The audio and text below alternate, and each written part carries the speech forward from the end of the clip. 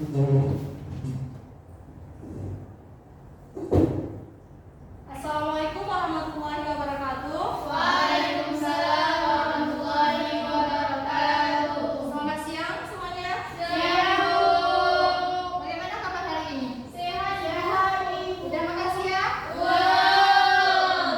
Yang belum makan, Ibu ingatkan ya satu hal, tetap jaga kesehatan ya. Baik, Bu. Nah, Ibu harap nanti selama pembelajaran berlangsung kalian dapat berpartisipasi ya. Baik, Bu. Nah, sekarang sebelum kita memulai pembelajaran, mari kita berdoa terlebih dahulu menurut agama dan kepercayaan kita masing-masing.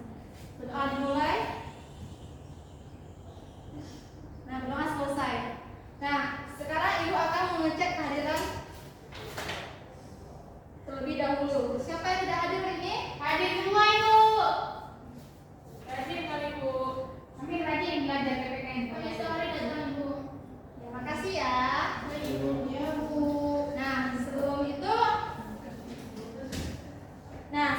Sebelumnya hari ini kita akan belajar tentang hak dan kewajiban sebagai warga sekolah dan masyarakat. Sebelum itu siapa yang masih ingat materi minggu lalu? Minggu lalu materinya tentang gotong royong, Ibu. Nah, betul sekali. Nah, sekarang Ibu ingin bertanya, menurut kalian apa hubungan antara materi yang lalu yaitu gotong royong dan sekarang yaitu hak dan kewajiban masyarakat, warga sekolah dan masyarakat? Apa Sumi? Gotong royong itu merupakan salah satu kewajiban bagi kita, Bu, untuk membersihkan lingkungan kita. Nah, betul sekali. Nah, sekarang Ibu akan menampilkan media pembelajaran kita hari ini, yaitu PowerPoint yang sudah Ibu siapkan.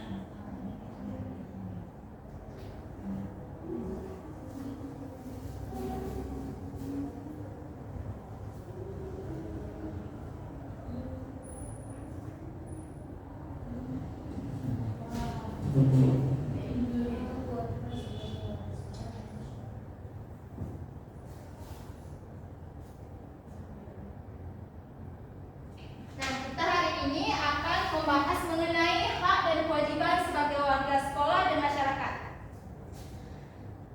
Nah, selama pembelajaran berlangsung, Ibu ingin kalian mengetahui, menjelaskan dan menjelaskan bagaimana makna hak dan kewajiban. Dan setelah itu, Ibu ingin kalian mengenali kasus-kasus apa saja yang telah yang ada di sekolah dan masyarakat. Dan Ibu harap kalian dapat menunjukkan perilaku berdasarkan materi kita hari ini yaitu hak dan kewajiban. Nah, sebelumnya Ibu akan membahas mengenai hak dan kewajiban. Nah, hak adalah sesuatu yang mutlak yang menjadi milik seseorang dan penggunanya bergantung pada orang tersebut. Dan hak tersebut bisa alamiah ataupun didapatkan karena peran status atau kondisi tertentu. Maknanya yaitu hak adalah kebebasan atau keuntungan yang kita peroleh dan harus dihormati oleh orang lain serta dilindungi oleh hukum.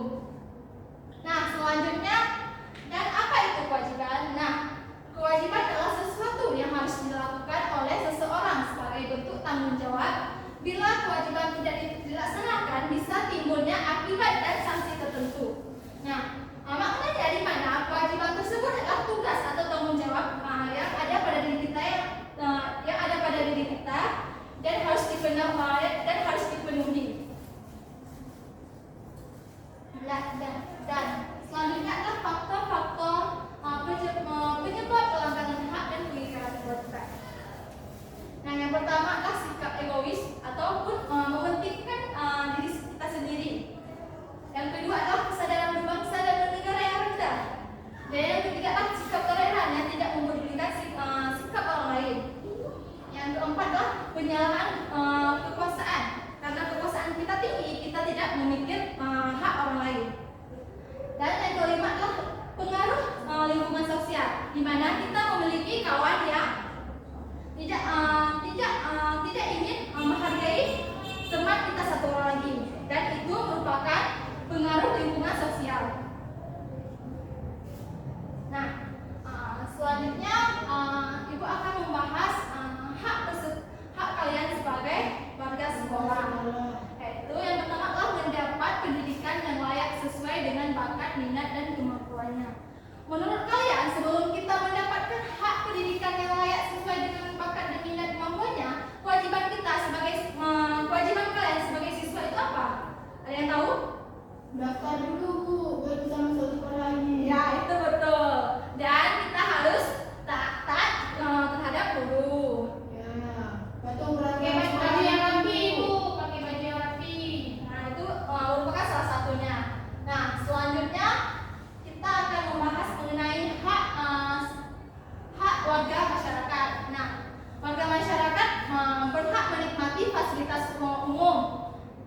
dan berhak melaksanakan ibadah sesuai dengan agamanya masing-masing. Menurut kalian sebelum kita mendapat hak kita yaitu menikmati fasilitas umum, menurut kalian apa kewajiban masyarakat? Menaati peraturan di lingkungan tersebut, Bu. Bagus, menjaga fasilitas yang sudah disediakan. Nah, betul. Nah, sekian materi kita hari ini. Sebelum itu, Ibu akan memberi kalian tugas kelompok. Setiap kelompok terdiri dari 3. Nah,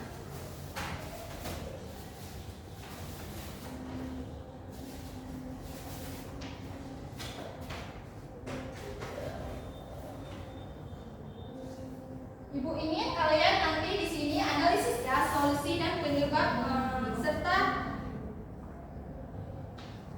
hasil ya. Ibu. Nah, makasih Ibu. Kalau ada yang tahu silahkan ditanyakan ya. Hasil diskusinya selama 15 menit.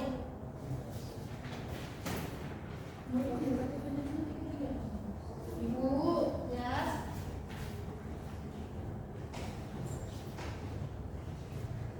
Ya, nanti kalian jelaskan ya.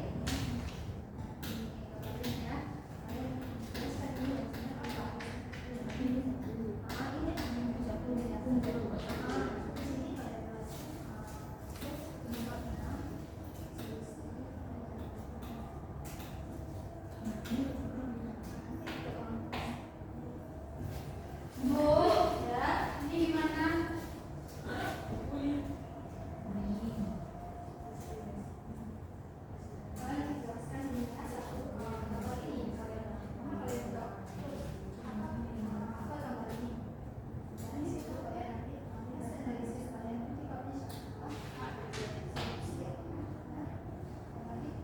Ibu itu ada perkenalan namanya jangan dilupain, kompromi ya, kerjasama. Iya, nanti Ibu nilai siapa yang tidak berpartisipasi.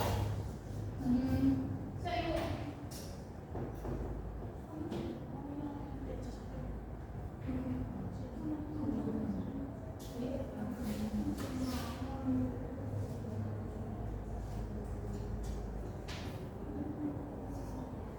Ada berapa?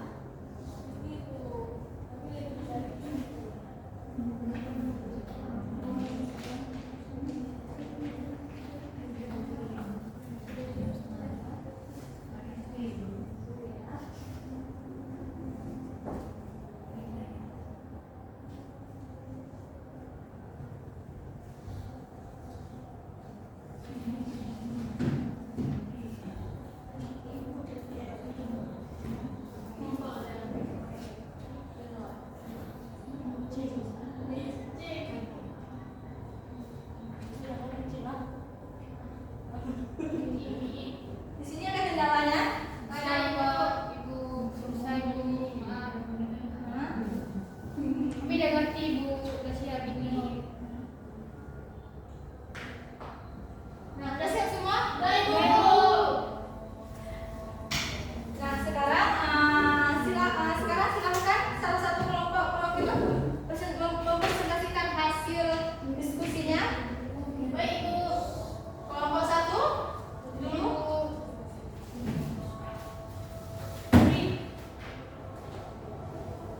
Kami kelompok 2.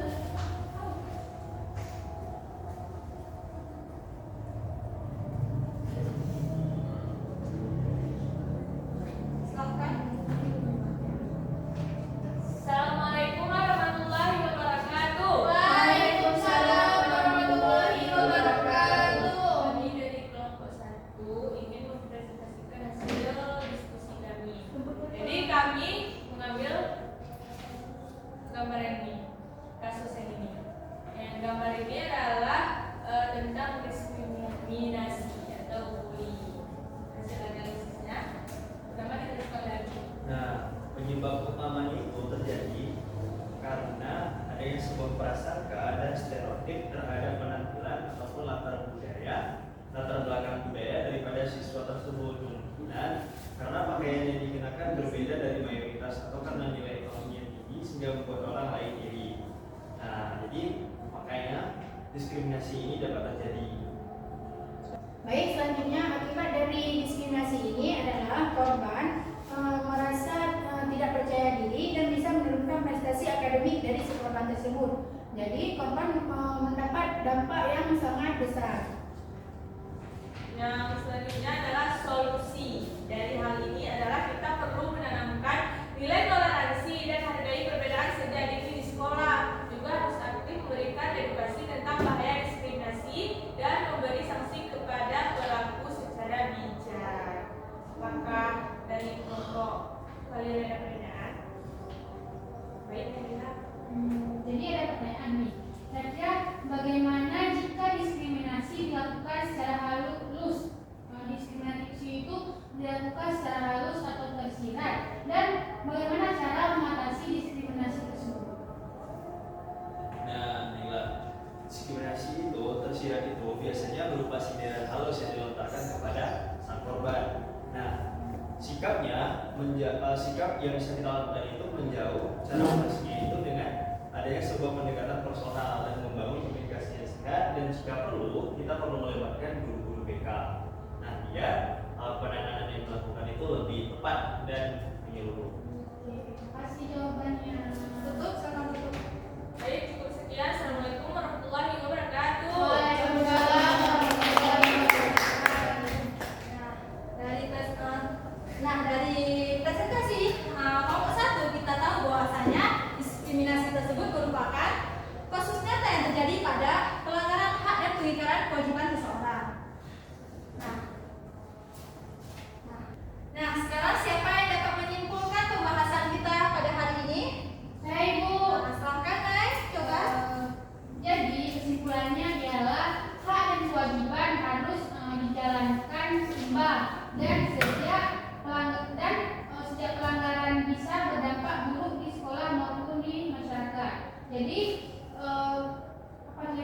Jadi hak dan kewajiban itu harus dijalankan secara seimbang agar yang dijalankan di sekolah itu merata, dan dampak yang didapat dari sekolah itu dampak yang baik terhadap sekolah. Nah, betul sekali. Hak dan kewajiban itu diibaratkan dua sisi mata uang yang tidak dapat dipisahkan. Dan jika kita hanya menuntut hak kita dan tanpa melaksanakan kewajiban kita, maka timbulnya ketidakseimbangan. Nah, dari kesimpulan tadi, Ibu sekarang ingin bertanya, apa manfaat pembelajaran kita pada hari ini? Kami Bu.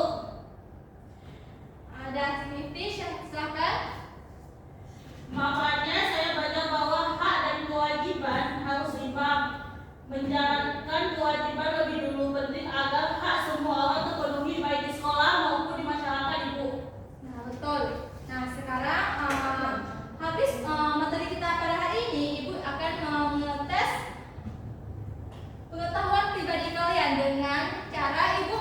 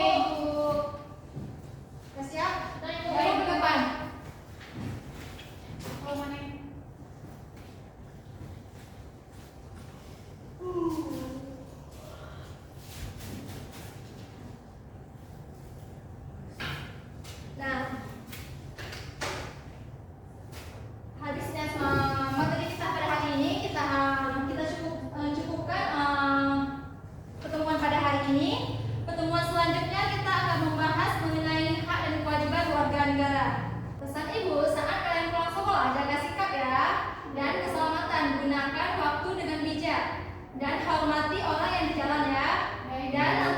Dan